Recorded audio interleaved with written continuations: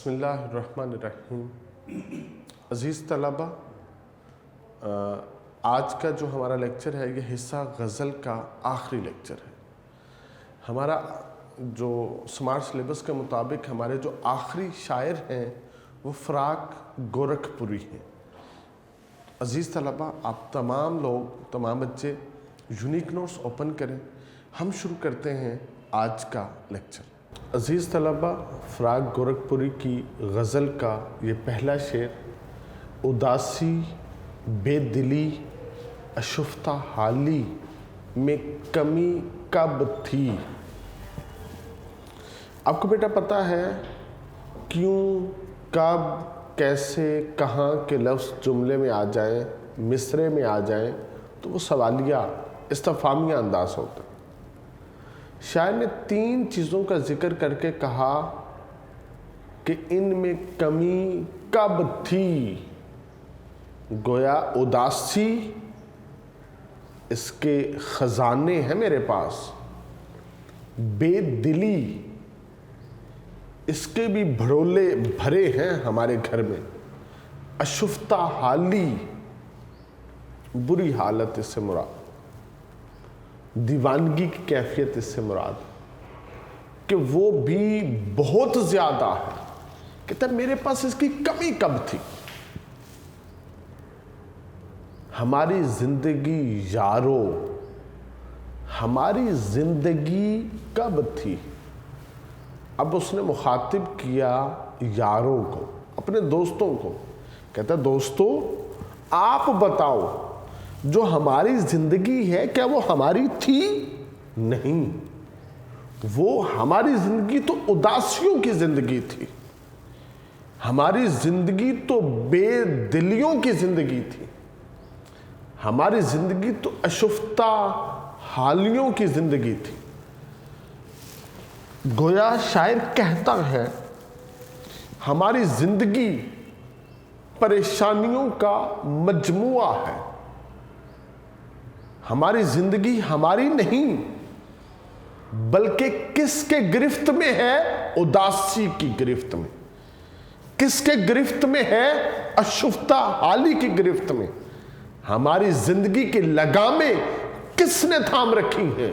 بے دلی نے تھام رکھی۔ گویا یہاں پہ شاعر نے بڑے واضح لفظ میں کہہ دیا، ہم جیسے اپنی زندگی گزارنا چاہتے ہیں ویسے گزار نہیں سکتے، ویسے گزار نہیں پاتے۔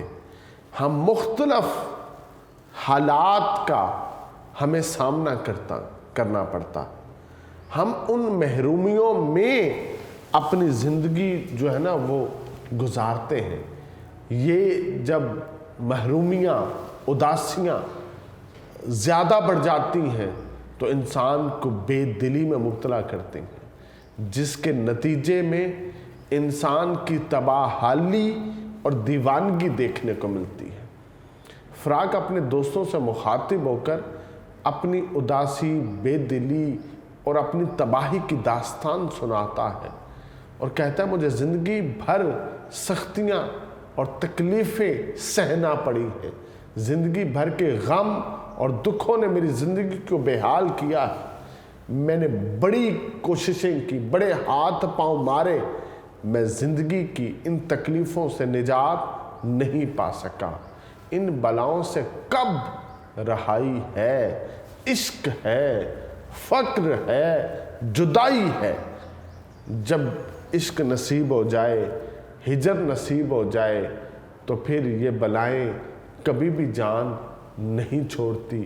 تو عزیز طلبہ، کوئی شخص بھی روتے ہوئے زندگی بسر نہیں کرنا چاہتا، کوئی شخص غربت میں زندگی نہیں بسر کرنا چاہتا، کوئی شخص بھی بھوکے رہ کے وہ زندگی نہیں بسر کرنا چاہتا، کوئی شخص ہر چیز کو ترستے ترستے زندگی نہیں بسر کرنا چاہتا، اور کوئی شخص محبوب کے بغیر ہجر اور فراق میں زندگی نہیں گزارنا چاہتا، مگر کیا کرے، جو حالات اس پہ درپیش ہوتے ہیں اسے انہی کے مطابق تمام معاملات کرنا پڑتے ہیں۔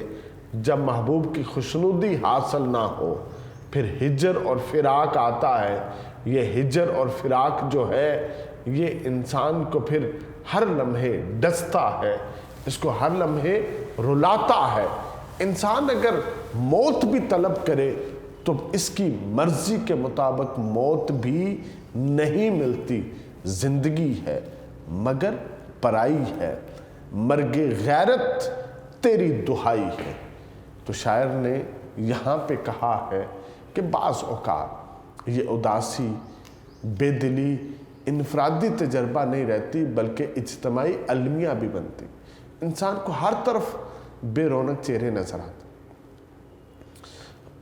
اپنی اداسی اور بے دلی کے اسباب کا تعین نہیں ہوتا، یہ محبت کا ثمر بھی ہوتا ہے، غم روزگار کا نتیجہ بھی ہوتا ہے، زندگی کی محرومیاں بھی ہوتی ہیں، اور انسان کسی ایک چیز کو الزام نہیں دے سکتا۔ تو کہتا ہے تو نہیں ہے جنوں کا باعث، تو فصل گل کا قصور ہوگا۔ تو عزیز طلبہ، فراق گورکھپوری نے زندگی کی جو مشکلات ہیں، مصائب ہیں، تکالیف ہیں، یہاں پہ اس کا تذکرہ کیا۔ آگے کہتے ہیں علائق سے ہو بیگانہ او لیکن اے غم اے دل غمگین، تجھے کچھ یاد تو ہوگا کسی سے دوستی کب تھی۔ اب جو علائق ہے یہ علاقے کی جمع ہے، تو شاعر یہاں پہ کہتا ہے ترک تعلق کے باوجود یاد باقی رہتی ہے، یعنی بھلاتا لاکھ ہو لیکن برابر یاد آتے ہیں۔ الہی ترک الفت پر وہ کیوں کر یاد آتے ہیں۔ تو کہتا ہے اب تو ہمارا کسی سے کوئی تعلق نہیں، لیکن اے دکھی دل تجھے کچھ یاد تو پڑتا ہوگا کہ کبھی کوئی ہمارا دوست بھی ہوا کرتا تھا۔ علائق سے ہو بیگانہ ہو لیکن اے دل غمگین، کہتا میرا کسی سے کوئی تعلق نہیں ہے لیکن اے دل غمگین تو بتا، تجھے کچھ یاد تو ہوگا کسی سے دوستی کم تھی، کب تھی، کہ تیری کسی کے ساتھ کوئی دوستی تھی۔ عزیز طلبہ، شاید جو ہے نا وہ ماضی میں اتر کے وہ کہنا چاہتا ہے گزاری تھی خوشی کی چند گھڑیاں، انہی کی یاد اپنی یاد ہے۔ یعنی درد میٹھا ہو تو رک رک کے کسک ہوتی ہے، یاد گہری ہو تو تھم تھم کے قرار آتا ہے۔ عزیز طلبہ، جب انسان کے تعلق کسی دوست یا محبوب سے ٹوٹے نا تو اسے جدائی کا سامنا کرنا پڑتا ہے، تو اس کے دل اپنے بچھڑے ہوئے دوست یا محبوب کی یاد میں غمگین ہوتا ہے، اسے ماضی کی یادیں اپنے گھیرے میں لے لیتی ہیں۔ کبھی کبھی تو اسے ہجر کی سیاہ رات میں وصل کی پہلی نگاہ یاد آنے لگتی ہے۔ ہجر میں پہلی نگاہ کا ذکر کب یاد آئی، کب کی بات، بڑی پرانی بات تھی جو آج اس کو یاد آ گئی ہے۔ تو یہاں پہ جو شاعر نے پہلے مصرے کے ساتھ اس کو ملا کے کہا ہے کسی سے دوستی کب تھی، اس سے مراد ہے کسی سے دوستی نہیں تھی۔ اس صورت میں فراق اپنے غمگین دل کو تسلی دیتا ہے کہ تجھے محبوب یا دوست کی حالیہ جدائی پر غمگین نہیں ہونا چاہیے، کیونکہ اس سے ماضی میں کبھی دوستی قائم نہیں ہو سکی، تو حال میں کیسے قائم ہو سکتی ہے۔ ایک ایسی چیز کی جدائی پر غمگین ہونا جو کبھی پہلے انسان کو میسر ہی نہ ہو تو وہ بے فائدہ ہوتی ہے، بیکار ہوتی ہے۔ یوں وہ کب مہرباں ہوتا تھا، آج بیتے دنوں کو یاد نہ کر۔ تو عزیز طلبہ، فراق گورکھپوری اپنے تیسرے شعر میں وہ کہتے ہیں حیات چند روزہ بھی حیات جاویداں نکلی۔ یہ انتہائی خوبصورت شعر ہے۔ اللہ رب العزت نے جو ہمیں اس دنیا میں بھیجا ہے اس کے متعلق یہاں پہ انہوں نے بڑا خوبصورت موضوع باندھا ہے۔ انسان کی زندگی کے جو تصورات ہیں یہاں پہ شاعر نے اس کا تذکرہ کیا ہے۔ اور کہا ہے حیات چند روزہ بھی حیات جاوداں نکلی، جو کام آئی جہاں کے وہ متاع عارضی کب تھی۔ دیکھو بیٹا، ہم دنیا میں آئے ہیں متاع عارضی لے کر، فانی دنیا میں موجود ہیں، ہم مختصر سے وقت کے لیے دنیا میں بھیجے گئے ہیں۔ اس مختصر سے وقت کو شاعر نے کہا ہے حیات چند روزہ، ہم چند روز کی حیات لے کے آئے۔ ہم چند روز کی کیا لے کے آئے؟ حیات، زندگی لے کے۔ اب ہم نے جتنی زندگی یہاں پہ گزارنی ہے، اللہ نے ہم سے صرف اسی کا حساب لینا ہے، اس کے علاوہ کسی چیز کا اللہ نے ہم سے حساب نہیں لینا۔ تو کچھ لوگ ہیں جو اپنی زندگی کو ضائع کریں گے، برباد کر دیں، اور کچھ ایسے ہیں جو اپنی زندگی کو ایسے بسر کریں گے کہ ان کی زندگی، چند روز کی زندگی ان کے لیے حیات جاوداں بن جائے گی، ہمیشہ ہمیشہ کی زندگی بن جائے گی۔ کیوں؟ ایسا کیوں ہوگا؟ اس لیے کہ وہ زندگی، آگے تفصیل ہے، جو کام آئی جہاں کے، جو جہاں والوں کے کام آ گئی کسی کی زندگی، اسے توفیق مل گئی، اس نے بچوں کے ساتھ، اس نے بڑوں کے ساتھ، اس نے بیواؤں یتیموں کے ساتھ، اس نے محتاجوں کے ساتھ، ہر کسی طبقے کے ساتھ، چاہے کوئی بیمار ہو، چاہے کوئی مصیبت میں ہو، چاہے کوئی تکلیف میں ہو، چاہے کوئی بھوک سے ہو، چاہے کسی کے آنسو ٹپک رہے ہوں، وہ سب کی خدمت کو آگے بڑھا۔ تو جو ایسی زندگی ہے وہ متاع عارضی نہیں ہے، وہ ہمیشہ ہمیشہ کی زندگی پا گیا، وہ دنیا و آخرت میں کامیاب ہو گیا۔ یعنی اگر اس شعر کو میں سمیٹوں تو میں کہوں گا عبدالستار ایدھی، چند روز کی زندگی اسے نصیب آئی، مگر اپنی چند روز کی زندگی سے وہ دنیا کی اتنی خدمت کر گیا، اتنی خدمت کر گیا کہ وہ زندگی متاع عارضی نہیں ہے، وہ تو حیات جاوداں ہے۔ بے شمار ایسے لوگ ہیں جنہوں نے مخلوق کی خدمت کی، جنہوں نے پیاسوں کو پانی پلایا، جنہوں نے بھوکوں کو کھانا کھلایا، جنہوں نے محتاجوں کی حاجت روی کی، جو ہر لمحے لوگوں کی خدمت میں اپنے آپ کو مصروف رکھتے ہیں، تو پھر کیا ہے؟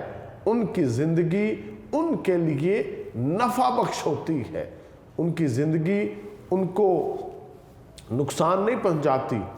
اسکندر اعظم نے کہا تھا کہ جب میں مروں گا نا تو میرے ہاتھ کفن سے باہر رکھنا، تاکہ دنیا کو پتہ چلے کہ میں دنیا سے خالی ہاتھ لے کے جا رہا ہوں۔ جو لوگ صرف دنیا کماتے ہیں، جو لوگ صرف دنیا اکٹھی کرتے ہیں، جو دنیا کی لالچ میں، جو اچھائی اور برائی کی کوئی تمیز نہیں رکھتے، وہ جتنے مرضی ذخائر اور خزانے اکٹھے کر لیں، قارون کی طرح خالی ہاتھ دنیا سے جائیں گے، الیگزینڈر کی طرح خالی ہاتھ دنیا سے جائیں گے۔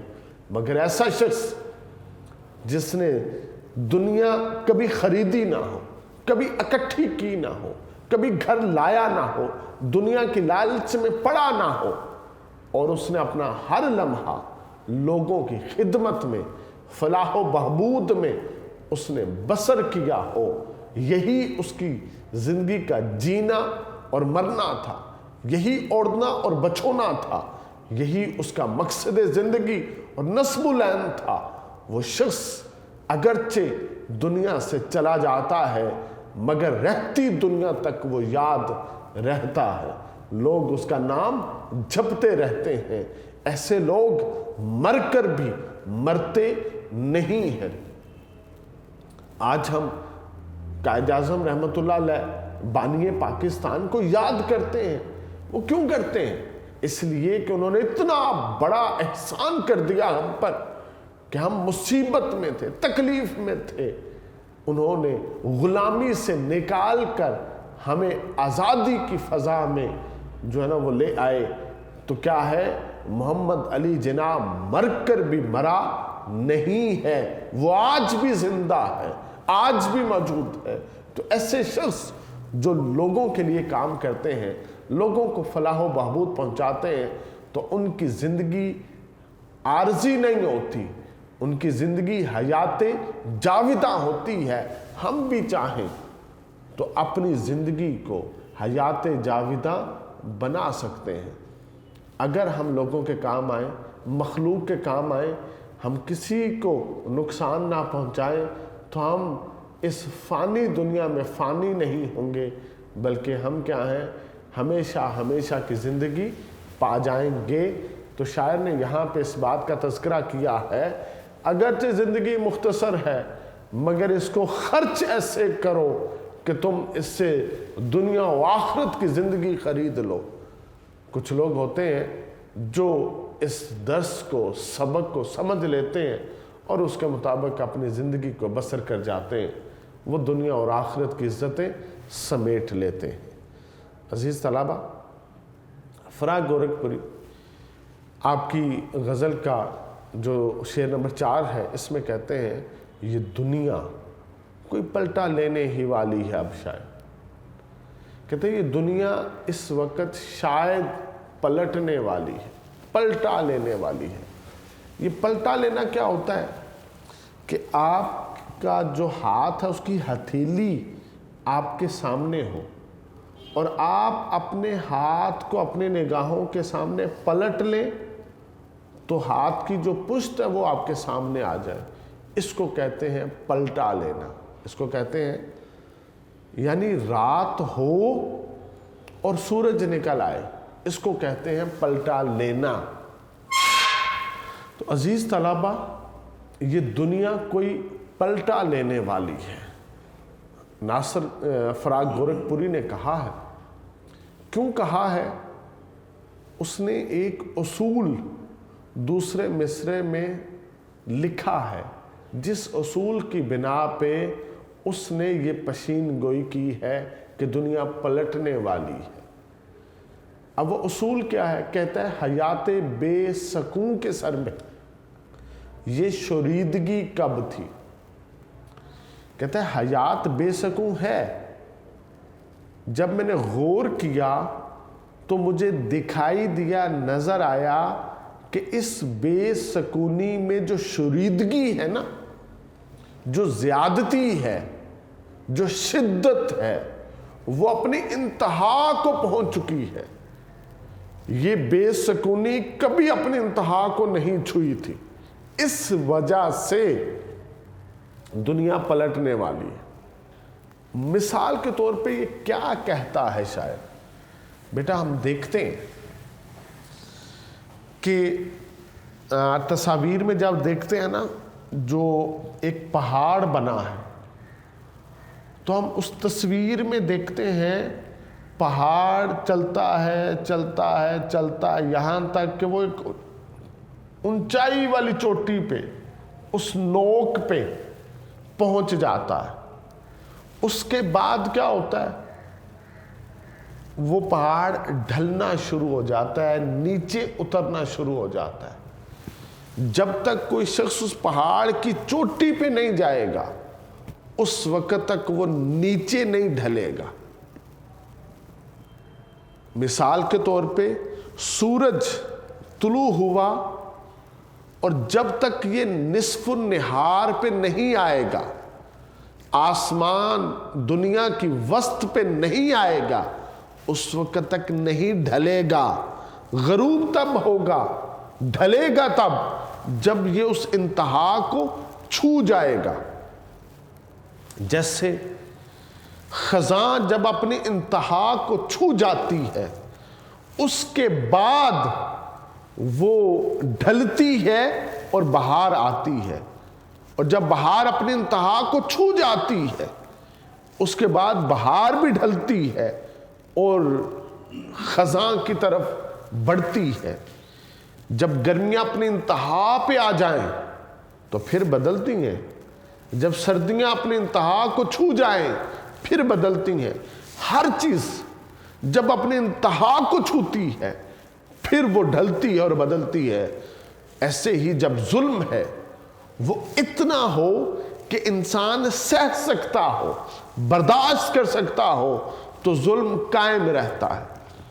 جب ظلم اتنا بڑھ جائے کہ وہ ضبط کے بندھن توڑ دے، وہ برداشت سے باہر ہو جائے، پھر سب ایسا ہاتھ پاؤں مارتے ہیں کہ اب ظلم ختم ہو جاتا ہے، ظالم کا ہاتھ مظلوم کے ہاتھ میں ہوتا ہے، اور مظلوم ایسی نگاہوں سے اس ظالم کو دیکھ رہا ہوتا ہے کہ ظالم کے لیے وہاں پہ ایک سانس لینا مشکل ہو جاتا ہے۔ تو عزیز طلبہ، ہمیں اپنے ماحول سے، فطرت سے یہ پتہ چلتا ہے کہ تبدیلی کب آتی ہے، انقلاب کب آتا ہے، جب کوئی چیز اپنی انتہا پہ پہنچ جائے۔ تو فراق گورکھپوری نے یہ اصول لکھ دیا ہے کہ معاشرے میں اب جو نا انقلاب آنے والا ہے، اب تبدیلی آنے والی ہے۔ کیوں آنے والی ہے؟ کہ ہر چیز اپنی انتہا کو چھو چکی ہے، بد امنی انتہا کو چھو چکی ہے، بھوک افلاس انتہا کو چھو چکا ہے۔ اب کیا آئے گی؟ جو تبدیلی آئے گی وہ انسان کے لیے اچھی ہوگی، انسان کے لیے وہ حالات اچھے ہوں گے، کیونکہ جینا تو اب مشکل ہے، اور جب یہ وہ پلٹا لے گا، جب خزاں ختم ہوگی تو بہار ہے۔ بہار چاہے نباتات کو ملے، چاہے جمادات کو ملے، چاہے چرند پرند کو ملے، چاہے انسان کو ملے، وہ انتہائی خوبصورت ہے، وہ اللہ کا فضل ہے، اس کا کرم ہے۔ تو آج ہمیں یہ ساری کیفیات نصیب ہو رہی ہیں۔ تو عزیز طلبہ، یہ جو کائنات پلٹا لے گی تو کیا ہوگا؟ امن ہوگا، بھائی چارہ ہوگا، خوشیاں ہوں گی، آسائشات ہوگا، عدل و انصاف ہوگا، مساوات ہوگی، برابری ہوگی، ہر جانب خوشیاں ہوں گی، ہر طرف دسترخوان لگے ہوں گے، اور یہ ماحول ایسا ہوگا جس میں سب جینا چاہیں گے، جس کو سب اچھا ٹھیک ہے وہ کہیں گے۔ تو عزیز طلبہ، یہ جو انقلاب ہے یہ آج دنیا میں آنے والا ہے، شاعر نے اس کی پیشین گوئی کی ہے۔ عزیز طلبہ، فراق گورکھپوری کی غزل کا یہ آخری شعر ہے، شعر نمبر 5۔ اس میں کہتے ہیں، میرے نغموں نے اے دنیائے غم چمکا دیا تجھ کو، تیرے ظلمت کدے میں زندگی کی روشنی کب تھی۔ عزیز طلبہ، پہلے آپ نے اس بات کو سمجھنا ہے، تب آپ کو پتہ چلے گا شاعر اس میں کیا کہتا ہے۔ کہتا ہے میرے نغموں نے کیا کیا؟ میرے نغموں نے دنیا کے غم کو چمکا دیا۔ دنیا کے غم کو کیا کیا؟ چمکا دیا۔ جب دنیا کا کوئی غم چمک گیا، اس سے مراد کیا؟ بیٹا ہم دیکھتے ہیں، ایک کسی جگہ پہ کوئی مسئلہ ہوا، اس مسئلے کی میڈیا نے رپورٹنگ کر دی، ریڈیو پہ بھی وہ چل پڑا، اخبارات میں بھی چھپ گیا، اور آج کی جدید میڈیا نے اس کے اوپر کوئی پیکج بنا دیا، اس کی کوئی ویڈیو بنا دی، اس کے اوپر 5-10 منٹ کا ٹائم صرف ہو گیا، 2 لوگوں سے اس کے اوپر رائے بھی مانگ لی گئی۔ اب کیا ہوا کہ وہ ایک گاؤں میں ایک واقعہ ہوا جس کو اب تمام عہدیداران نے دیکھ لیا، ڈی سی اوز نے بھی دیکھ لیا، آئی جیز نے بھی دیکھ لیا، اس کو ہمارے عدلیہ کے ججز نے بھی دیکھ لیا، اس واقعے کو ہمارے وزیر اعلیٰ، وزیر اعظم، صدر پاکستان، آرمی چیف وغیرہ وغیرہ سب نے دیکھ لیا۔ اب کیا ہے کہ وہ مسئلہ چمک گیا، سب کی نوک زبان پہ آ گیا۔ اب کیا ہوگا؟ سب اس کا مداوع کریں گے، اور وہ غم، وہ مسئلہ فوراً پہلی فرصت میں اس کا کوئی حل تلاش کیا جائے گا۔ تو شاعر نے یہاں پہ کہا ہے کہ اے دنیا تیرے ظلمت قدے میں زندگی کی روشنی نہیں تھی، میں نے تجھ پہ احسان کیا کہ میں نے کیا کیا، تیرے غم کو لیا، اپنے گیت بنائے، اور ان گیتوں سے کیا ہوا، ساری دنیا جو نا وہ آشنا ہو گئی۔ اب کیا ہوا، جب میں نے بات کی وہ میری بات پھیل گئی، اب کہیں سے کوئی شخص آئے گا وہ تیری مدد کر جائے گا، کسی کو کانوں کان خبر نہیں ہوگی۔ پہلے کسی کو تیرے مسئلے کی کانوں کان خبر نہیں تھی، کوئی تیری مدد کو نہیں آیا تھا، اب سب کو تیرے مسئلے کی خبر ہو گئی۔ اب بہت سارے ہاتھ تیری مدد کو آئیں گے اور وہ تیری مدد کر جائیں گے، تجھے دکھ سے، تکلیف سے، مصیبت سے نکال لائیں گے۔ تو یہ فائدہ ہوتا ہے اگر کسی کے مسئلے کو اس طرح سے ہائی لائٹ کر دیا جائے، اور جو ہائی لائٹ ہو جاتا ہے ہم دیکھتے ہیں وہ مسئلہ حل ہو جاتا ہے، وہ مسئلہ پھر مسئلہ نہیں رہتا۔